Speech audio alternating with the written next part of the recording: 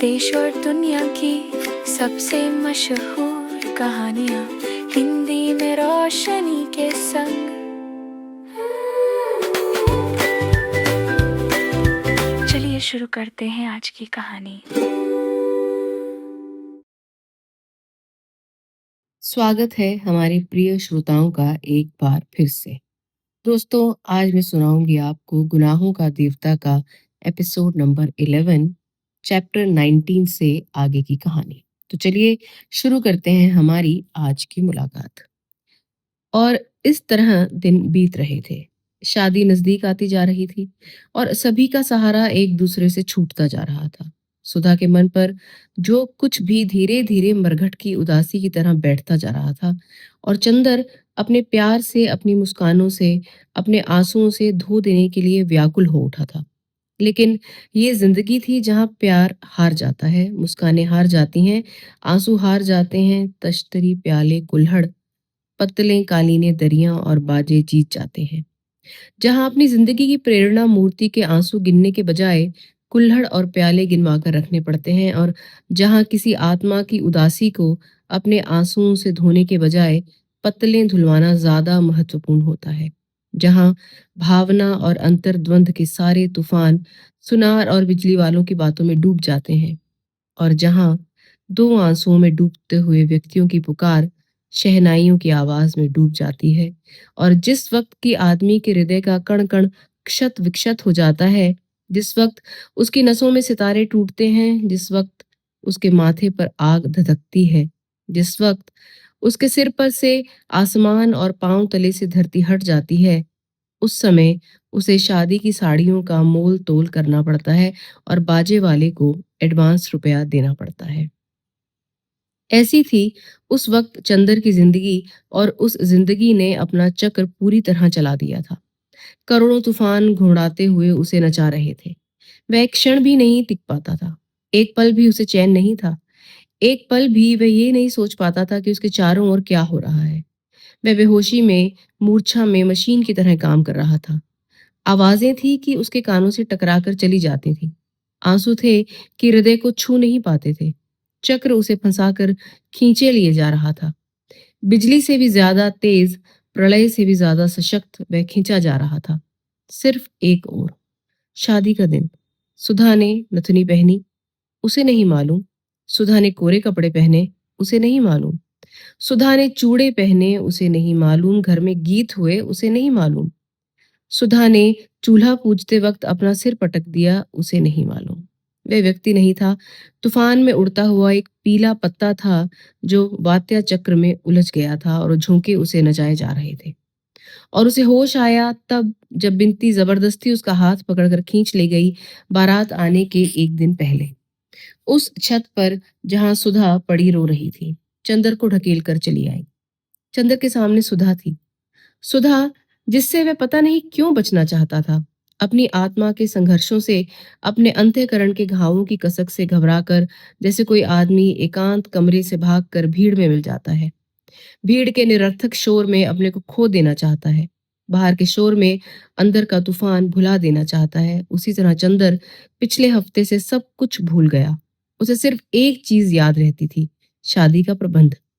सुबह से लेकर सोने के वक्त वह इतना काम करना चाहता था कि उसे एक क्षण भी बैठने का मौका ना मिले, और सोने से पहले वह इतना थक जाए, इतना चूर चूर हो जाए कि लेटते ही नींद उसे जकड़ ले और उसे बेहोश कर दे। लेकिन उस वक्त बिनती उसे उसके विस्मरण स्थल से खींचकर एकांत में ले आई है, जहां उसकी ताकत और उसकी कमजोरी, उसकी पवित्रता और उसका पाप, उसकी मुस्कान और उसके आंसू, उसकी प्रतिभा और उसकी विस्मृति, उसकी सुधा अपनी जिंदगी के चिरंतन मोड़ पर खड़ी अपना सब कुछ लुटा रही थी। चंद्र को लगा जैसे उसको अभी चक्कर आ जाएगा। वह अकुलाकर खाट पर बैठ गया। शाम थी, सूरज डूब रहा था और दिन भर की तपी हुई छत पर जलती हुई बरसाती के नीचे एक खरहरी खाट पर सुधा लेटी थी। एक महीन पीली धोती पहने, कोरी मार्किन की कुर्ती, रूखे चिकटे हुए बाल और नाक में बहुत बड़ी सी नथ। 15 दिनों के आंसुओं ने चेहरे को जाने कैसे बना दिया। ना चेहरे पर सुकुमारता थी, न कठोरता, न रूप, न ताजगी। सिर्फ ऐसे लगता था कि जैसे सुधा का सब कुछ लुट चुका है। न केवल प्यार और जिंदगी लुटी है, वरना आवाज भी लुट गई है, और नीरवता भी। वैभव भी लुट गया, और याचना भी। सुधा ने अपने पीले पल्ले से आंसू पोंछे और उठकर बैठ गई। दोनों चुप। पहले कौन बोले? बिनती आई, चंदर और सुधा का खाना रखकर चली गई। खाना खाओगी सुधा? चंदर ने पूछा। सुधा कुछ बोली नहीं, सिर्फ सिर हिला दिया, और डूबते हुए सूरज और उड़ते हुए बादलों की ओर देखकर जाने क्या सोचने लगी। चंदर ने थाली खिसका दी और सुधा को अपनी ओर खींचकर बोला, सुधा, इस तरह कैसे काम चलेगा? तुम्ही को देखकर तो मैं अपना धीरज संभालूंगा। बताओ, और तुम ही ये कर रही हो? सुधा चंदर के पास खिसक आई और 2 मिनट तक चुपचाप चंदर की ओर फटी हुई पथराई आंखों से देखती रही, और एकदम हृदय को फाड़ देने वाली आवाज में चीख कर रो उठी। चंदर, अब क्या होगा? चंदर की समझ में नहीं आया वह क्या करे। आंसू उसके सूख चुके थे, वह रो नहीं सकता था। उसके मन पर कहीं कोई पत्थर रखा था जो आंसुओं को बूंदों को बनने के साथ ही सोख लेता था, लेकिन वह तड़प उठा। सुधा, वह घबरा कर बोला। सुधा, तुम्हें हमारी कसम है, चुप हो जाओ, बिल्कुल चुप। हाँ, ऐसे ही। सुधा चंदर के पांव में मुंह छिपाए थी। उठकर बैठो ठीक से सुधा, इतना समझ बूझ ये सब करती हो, छी। तुम्हें अपना दिल मजबूत करना चाहिए, वरना पापा को कितना दुख होगा। पापा ने तो मुझसे बोलना भी छोड़ दिया है चंदर। पापा से कह दो आज तो बोलने, कल से हम उन्हें परेशान करने नहीं आएंगे, कभी नहीं आएंगे। अब उनकी सुधा को सब ले जा रहे हैं, जाने कहाँ ले जा रहे हैं। और फिर वह फपक फपक कर रो पड़ी। चंदर ने बिनती से पापा को बुलवाया। सुधा को रोते हुए देखकर बिनती खड़ी हो गई। दीदी रो मत दीदी, फिर हम किसके भरोसे रहेंगे यहाँ? और सुधा को चुप कराते कराते बिनती भी रोने लगी और आंसू पोंछते हुए चली गई। पापा आए, सुधा चुप हो गई और कुछ कहा नहीं, फिर रोने लगी। डॉक्टर शुक्ला भराए गले से बोले, मुझे ये रुआई अच्छी नहीं लगती, ये भावुकता क्यों? तुम पढ़ी लिखी लड़की हो, इसी दिन के लिए तुम्हें पढ़ाया लिखाया गया था, भावुकता से क्या फायदा? कहते कहते डॉक्टर शुक्ला खुद रोने लगे। चलो चंदर यहाँ से, अभी जनमासा ठीक करवाना है। चंदर और डॉक्टर शुक्ला दोनों उठकर चले गए। अपनी शादी के पहले हमेशा के लिए अलग होने से पहले सुधा को इतना ही मौका मिला। उसके बाद सुबह 6 बजे गाड़ी आती थी, लेकिन खुशकिस्मती से गाड़ी लेट थी। डॉक्टर शुक्ला तथा अन्य लोग बारात का स्वागत करने स्टेशन पर जा रहे थे और चंदर घर पर ही रह गया था जनवासे का इंतजाम करने। जनवासा बगल में था। माथुर साहब के बंगले के दोनों हॉल और कमरा खाली करवा लिया गया था। चंदर सुबह 6 बजे ही आ गया था और जनवासे में सब सामान लगवा दिया था। नहाने का पानी और बाकी इंतजाम कर वह घर आया। जलपान का इंतजाम तो केदार के हाथ में था, लेकिन कुछ तौलिए भिजवाने थे। बिनती, कुछ तौलिए निकाल दो, चंदर ने बिनती से कहा। बिनती उड़द की दाल धो रही थी। उसने फौरन उठकर हाथ धोए और कमरे की ओर चली गई। ए बिनती, बुआ जी ने भंडारे के अंदर से आवाज लगाई। जाने कहाँ मर गई मुंह झौंसी? अरे सिंगार पटार बाद में कर लियो, काम में तनिक दीदा ना लगते। बेसन का कनस्तर कहाँ रखा है? अभी आए, बिनती ने चंदर से कहा और अपनी माँ के पास दौड़ी। 15 मिनट हो गए, लेकिन बिनती लौटी ही नहीं। ब्याह का घर, हर तरफ से बिनती की पुकार मचती और बिनती पंख लगाए उड़ रही थी। जब बिनती नहीं लौटी तो सुधा ने चंदर को ढूंढकर कहा, सुधी, एक बहुत बड़ा सा तौलिया निकाल दो। सुधा चुपचाप उठी और स्टडी रूम में चली गई। चंदर भी पीछे पीछे गया। बैठो, अभी निकाल कर लाते हैं, सुधा ने भरी हुई आवाज में कहा और बगल के कमरे में चली गई। वहां से लौटी तो उसके हाथ में मीठे की तश्तरी थी। अरे खाने का वक्त नहीं है सुधा, 8 बजे लोग आ जाएंगे। अभी 2 घंटे हैं, खा लो चंदर। अभी तुम्हारे काम में हर्जा करके खाने को नहीं कहूंगी, सुधा बोली। चंदर चुप। याद है चंदर, इसी जगह आंचल में छिपाकर नान खटाई लाई थी। आओ आज अपने हाथ से खिला दूं, कल ये हाथ पराए हो जाएंगे। और सुधा ने एक इमरती तोड़कर चंदर के मुंह में दे दी। चंदर की आंखों में 2 आंसू छलक आए। सुधा ने अपने हाथ से आंसू पोंछ दिए और बोली, चंदर, घर में कोई खाने का ख्याल करने वाला नहीं है, खाते पीते जाना, तुम्हें हमारी कसम है। मैं शाहजहांपुर से लौट कर आऊंगी तो दुबले मत मिलना। चंदर कुछ बोला नहीं। आंसू बहते गए। सुधा खिलाती गई, वह खाता गया। सुधा ने गिलास में पानी दिया। उसने हाथ धोया और जेब से रुमाल निकाला। क्यों, आज आंचल में हाथ नहीं पोंछोगे? सुधा बोली। चंदर ने आंचल हाथ में ले लिया और पलकों पर आंचल दबाकर फूट फूट कर रो पड़ा। छी चंदर, आज तो हम संभल गए हैं। हमने सब स्वीकार कर लिया चुपचाप। अब तुम कमजोर मत बनो। तुमने कहा था मैं शांत रहूं, तो मैं शांत हो गई हूं। अब क्या मुझे भी रुलाओगे? उठो। चंदर उठ खड़ा हुआ। सुधा ने एक पान चंदर के मुंह में देकर कत्था उसकी कमीज से लगा दिया। चंदर कुछ नहीं बोला। अरे आज तो लड़ लो चंदर, आज से खत्म कर देना। इतने में बिनती तौलिया ले आई। दीदी इन्हें कुछ खिला दो, ये खा नहीं रहे हैं, बिनती ने कहा। खिला दिया।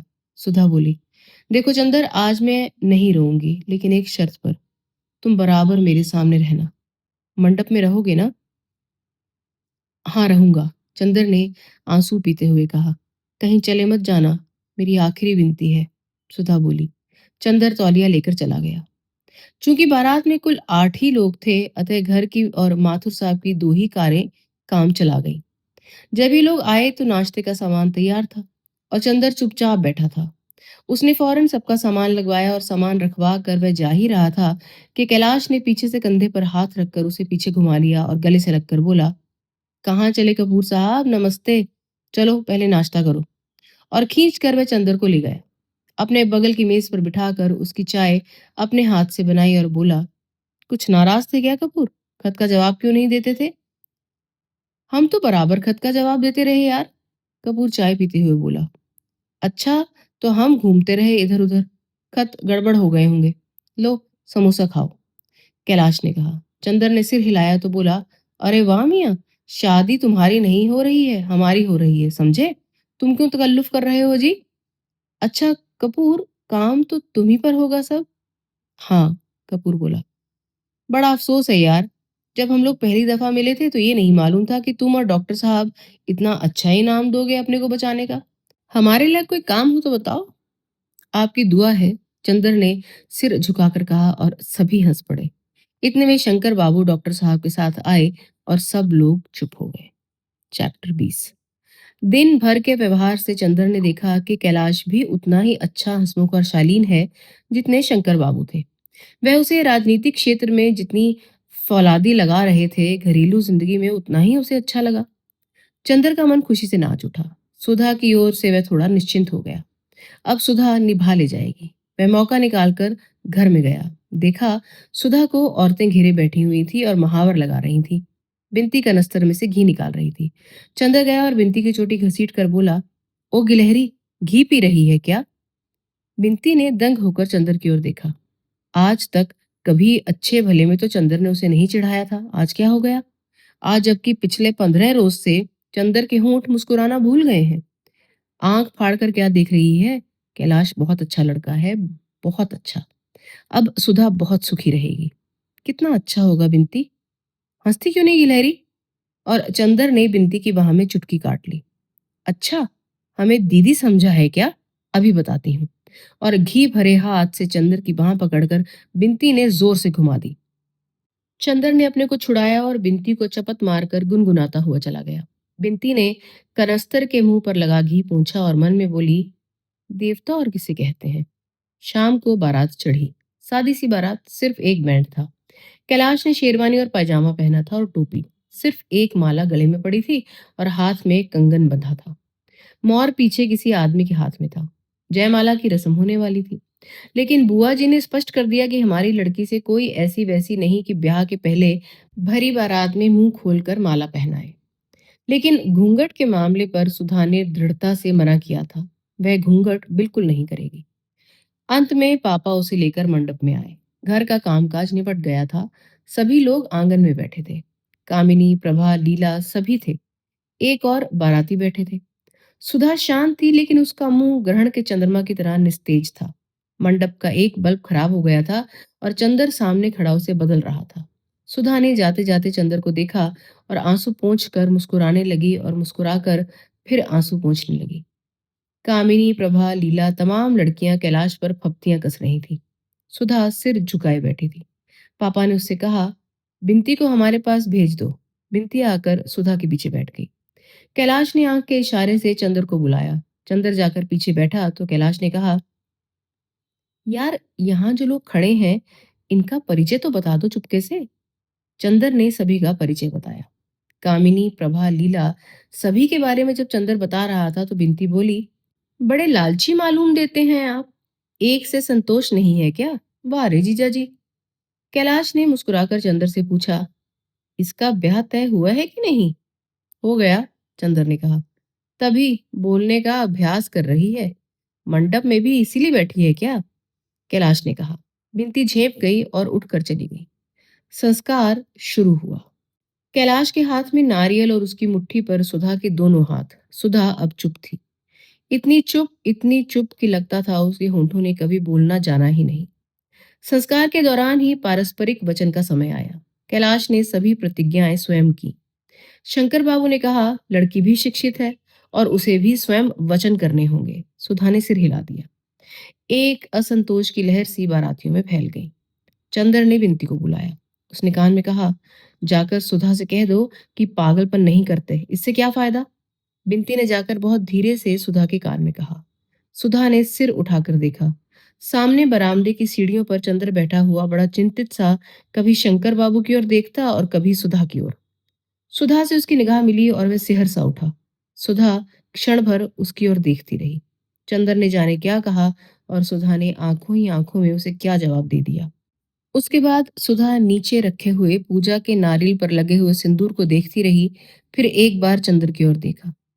विचित्र सी थी वह निगाह, जिसमें कातरता नहीं थी, करुणा नहीं थी, आंसू नहीं थे, कमजोरी नहीं थी, था एक गंभीरतम विश्वास, एक उपमाहीन स्नेह, एक संपूर्णतम समर्पण। लगा जैसे वह कह रही हो, सचमुच तुम कह रहे हो? फिर सोच लो चंदर, इतने दृढ़ हो, इतने कठोर हो, मुझसे मुंह से क्यों कहलवाना चाहते हो? क्या सारा सुख लूट कर थोड़ी सी आत्मवंचना भी मेरे पास नहीं छोड़ोगे? अच्छा, लो मेरे देवता। और उसने हार कर सिसकियों से सने स्वरों में अपने को कैलाश को समर्पित कर दिया।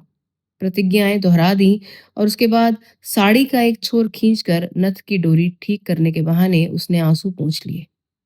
चंदर ने एक गहरी सांस ली और बगल में बैठी हुई बुआ जी से कहा, बुआ जी, अब तो बैठा नहीं जाता, आंखों में जैसे किसी ने मिर्च भर दी हो। जाओ जाओ, सोए रहो, ऊपर खाट बिछी है, कल सुबह 10 बजे विदा करे की है, कुछ खाओ पियो न तो पड़े रहो। बुआ ने बड़े स्नेह से कहा। चंदर ऊपर गया तो देखा एक खाट पर बिनती औंधी पड़ी सिसक रही है। बिनती, बिनती। उसने बिनती को पकड़कर हिलाया। बिनती फूट फूट कर रो पड़ी। उठ पगली, हमें तो समझाती है, खुद अपने आप पागलपन कर रही है, चंदर ने रूंधे गले से कहा। बिनती उठकर एकदम चंदर की गोद में समा गई और दर्दनाक स्वर में बोली, हाय चंदर, अब क्या होगा? चंदर की आंखों में आंसू आ गए। वह फूट पड़ा और बिनती को एक डूबते हुए सहारे की तरह पकड़कर उसकी मांग पर मुंह रखकर फूट फूट कर रो पड़ा। लेकिन फिर भी संभल गया और बिनती का माथा सहलाते हुए और अपनी सिसकियों को रोकते हुए कहा, रो मत पगली। धीरे धीरे बिनती चुप हुई और खाट के पास नीचे छत पर बैठ गई और चंदर के घुटनों पर हाथ रखकर बोली, चंदर, तुम आना मत छोड़ना, तुम इसी तरह आते रहना जब तक दीदी ससुराल से लौट ना आए। अच्छा, चंदर ने बिनती की पीठ पर हाथ रखकर कहा, घबराते नहीं, तुम तो बहादुर लड़की हो ना, सब चीज बहादुरी से सहना चाहिए। कैसी दीदी की बहन हो? क्यों? बिनती उठकर नीचे चली गई। चंदर लेट रहा। उसके पोर पोर में दर्द हो रहा था, नस नस को जैसे कोई तोड़ रहा था। हड्डियों के रेशे रेशे में थकान मिल गई थी, लेकिन उसे नींद नहीं आई। आंगन में पुरोहित जी के मंत्र पाठ का स्वर और बीच बीच में आने वाले किसी बाराती या औरतों की आवाजें उसके मन को अस्त व्यस्त कर देती थी। उसकी थकान और उसकी अशांति ही उसको बार बार झटके से जगा देती थी। वह करवट बदलता, कभी ऊपर देखता, कभी आंखें बंद कर लेता कि शायद नींद आ जाए, लेकिन नींद नहीं आई। धीरे धीरे नीचे का रव भी शांत हो गया। संस्कार भी समाप्त हुआ। बाराती उठकर चलने लगे और वह आवाजों से ये पहचानने की कोशिश करने लगा कि अब कौन क्या कर रहा है। धीरे धीरे सब शोर शांत हो गया। चंदर ने फिर करवट बदली और आंख बंद कर ली। धीरे धीरे एक कोहरा उसके मन पर छा गया। वह इतना जागा कि अब अगर वह आंख भी बंद करता तो जब पलकें पुतलियों से छा जाती तो एक बहुत कड़वा दर्द होने लगा था। जैसे तैसे उसकी थोड़ी सी आंख लगी। किसी ने सहसा जगा दिया। पलक बंद करने में जितना दर्द हुआ था उतना ही पलकें खोलने में। उसने पलकें खोली, देखा सामने सुधा खड़ी थी। मांग और माथे में सिंदूर, कलाई में कंगन, हाथ में अंगूठियां, कड़े, चूड़े, गले में गहने, बड़ी सी नथुनी डोरे के सहारे कान में बंधी हुई। आंखें जिनमें भादों की घटाओं की तरह गरज खामोश हो रही बरसात सी हो गई थी। वह क्षण भर पैताने खड़ी रही। चंदर उठकर बैठ गया। उसका दिल इस तरह धड़क रहा था जैसे किसी के सामने भाग्य का रूठा हुआ देवता खड़ा हो। सुधा कुछ बोली नहीं। उसने दोनों हाथ जोड़े और झुककर चंदर के पैरों पर माथा टेक दिया। चंदर ने उसके सिर पर हाथ रखकर कहा, ईश्वर तुम्हारा सुहाग अटल करे। तुम बहुत महान हो। मुझे तुम पर आज से गर्व है। आज तक तुम जो कुछ थी उससे कहीं ज्यादा हो मेरे लिए सुधा। सुधा कुछ बोली नहीं। आंचल से आंसू पोंछती हुई पायताने जमीन पर बैठ गई और अपने गले से एक बेले का हार उतारा, उसे तोड़ डाला और चंदर के पांव खींचकर खाट के नीचे जमीन पर रख दिया। अरे ये क्या कर रही हो सुधा? चंदर ने कहा। जो मेरे मन में आएगा। बहुत मुश्किल से रूंधे गले से सुधा बोली। मुझे किसी का डर नहीं। तुम जो कुछ दंड दे चुके हो उससे बड़ा दंड तो अब भगवान भी नहीं दे सकेंगे। सुधा ने चंदर के पांव पर फूल रखकर उन्हें चूम लिया और अपनी कलाई में बंधी हुई एक पुड़िया खोलकर उसमें से थोड़ा सा सिंदूर उन फूलों पर छिड़क कर चंदर के पांव पर सिर रखकर चुपचाप रोती रही। थोड़ी देर बाद उठी और उन फूलों को समेटा, अपने आंचल के छोर में उन्हें बांध लिया और उठकर चली, धीमे धीमे, निशब्द। कहाँ चली सुधा? चंदर ने सुधा का हाथ पकड़ लिया। कहीं नहीं, अपना हाथ छुड़ाते हुए सुधा ने कहा। नहीं नहीं सुधा, लाओ ये हम रखेंगे। चंदर ने सुधा को रोकते हुए कहा। बेकार है, कल तक परसों तक तो ये जूठे हो जाएंगे देवता मेरे। और सुधा सिसकते हुए चली गई।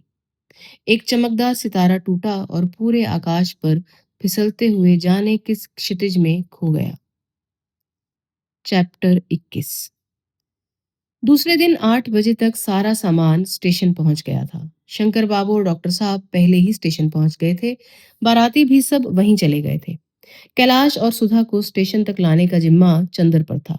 बहुत जल्दी करते कराते भी 9:15 बज गए थे। उसने फिर जाकर कहा। कैलाश और सुधा खड़े हुए थे। पीछे से नाइन सुधा के सिर पर पंखा रखी थी और बुआ जी रोचना कर रही थी। चंदर के जल्दी मचाने पर अंत में उन्हें फुर्सत मिली और वे आगे बढ़ी। मोटर पर सुधा ने ज्यों ही पांव रखा कि बिनती पांव से लिपट गई और रोने लगी। सुधा जोर से बिलक बिलक कर रो पड़ी। चंदर ने बिनती को छुड़ाया। सुधा पीछे बैठकर खिड़की पर मुंह रखकर सिसकती रही। मोटर चल दी। सुधा मुड़कर अपने घर की ओर देख रही थी। बिनती ने हाथ जोड़े तो सुधा चीख कर रो पड़ी, फिर चुप हो गई। स्टेशन पर भी सुधा बिल्कुल शांत रही। सुधा और कैलाश के लिए सेकंड क्लास में एक बर्थ सुरक्षित थी, बाकी लोग ड्योढ़े में थे। शंकर बाबू ने दोनों को उस डिब्बे में पहुंचाया और बोले, कैलाश तुम जरा हमारे साथ आओ। मिस्टर कपूर जरा बहू के पास रहिए आप। मैं डॉक्टर साहब को यहाँ भेज रहा हूँ। चंदर खिड़की के पास खड़ा हो गया। शंकर बाबू का छोटा बच्चा आकर अपनी नई चाची के पास बैठ गया और उनकी रेशमी चादर से खेलने लगा। चंदर चुपचाप खड़ा था। सहसा सुधा ने उसके हाथों पर अपना मेहंदी लगा हाथ रखा और धीमे से कहा, चंदर। चंदर ने मुड़कर देखा तो बोली, अब कुछ मत सोचो, इधर देखो। और सुधा ने जाने कितने दुलार से चंदर से कहा, देखो, बिनती का ध्यान रखना। उसे तुम्हारे ही भरोसे छोड़ रही हूँ। और सुनो, पापा को रात को सोते वक्त दूध में ओवल्टिन जरूर दे देना। खाने पीने में गड़बड़ी मत करना। ये मत समझना कि सुधा मर गई तो फिर बिना दूध की चाय पीने लगे। हम जल्दी से आ जाएंगे। पम्मी का कोई खत आए तो हमें लिखना। इतने में डॉक्टर साहब और कैलाश आ गए। कैलाश कंपार्टमेंट के बाथरूम में चला गया। डॉक्टर साहब आए और सुधा के सिर पर हाथ रखकर बोले, बेटा आज तेरी माँ होती तो कितना अच्छा होता। और देख, महीने भर में बुला लेंगे तुझे, वहां घबराना मत। गाड़ी ने सीटी दी। पापा ने कहा, बेटा अब ठीक से रहना और भावुकता या बचपना मत करना, समझी? पापा ने आंख से रुमाल लगा लिया। विवाह बहुत बड़ा उत्तरदायित्व है। अब तुम्हारी नई जिंदगी है। अब तक बेटी थी, अब बहू हो। सुधा बोली, पापा तुम्हारा ओवल्टीन का डिब्बा शीशे वाली मेज पर है, उसे पी लिया करना। और पापा, बिनती को गांव मत भेजना। चंदर को अब घर पर ही बुला लो। तुम अकेले पड़ गए। और हमें जल्दी बुला लेना। गार्ड ने सीटी दी। कैलाश ने जल्दी से डॉक्टर साहब के पैर छुए। चंदर से हाथ मिला लिया। सुधा बोली, चंदर ये पुर्जा बिनती को दे देना और देखो मेरा नतीजा निकले तो तार देना। गाड़ी चल पड़ी। अच्छा पापा, अच्छा चंदर। सुधा ने हाथ जोड़े और खिड़की पर टिक कर रोने लगी और बार बार आंसू पूंछ कर देखने लगी। गाड़ी प्लेटफॉर्म के बाहर चली गई। तब चंदर मुड़ा। उसके बदन में पोर पोर में दर्द हो रहा था। वह कैसे घर पहुंचा, उसे कुछ मालूम नहीं। तो दोस्तों, यहाँ इस उपन्यास का पहला खंड भी समाप्त होता है और साथ ही में हमारी आज की मुलाकात भी। मैं हूं आपकी दोस्त रोशनी और जल्द ही इसका अगला भाग लेकर आपसे मिलने आऊंगी। तब तक हमसे जुड़े रहिए और अपना प्यार हमें देते रहिए।